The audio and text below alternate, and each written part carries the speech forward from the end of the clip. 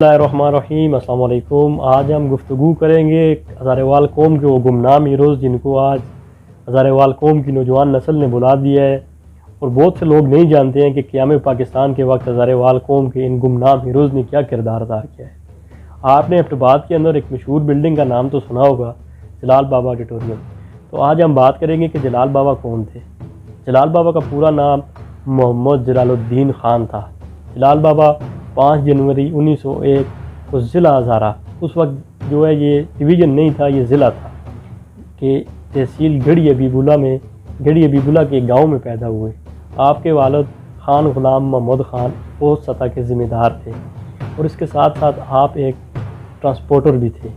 आपने क़याम पाकिस्तान में ये किरदार अदा किया कि आपने अपनी जो बसें थी वो वफ़द की, और उन जो महाजरीन थे जो इंडिया से पाकिस्तान आए उनको लाने का किरदार अदा किया।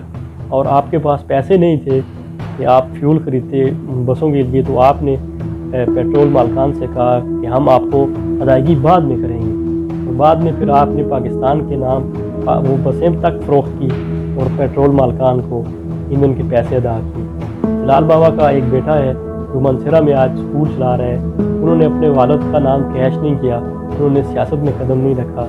जलाल बाबा ने पहला जो दफ्तर था मुस्लिम लीग का एबटाबाद के अंदर कायम किया। जलाल बाबा पाकिस्तान के वज़ीर दाखिला भी रह चुके हैं। ये वो गुमनाम हीरोज़ हैं जिनको हज़ारेवाल कौम की नौजवान नस्ल ने बुला दिया है। इस तरह की इन्फॉर्मेटिव वीडियोज़ के लिए मेरे यूट्यूब चैनल को भी लाइक करें, सब्सक्राइब करें, फेसबुक पेज को लाइक करें।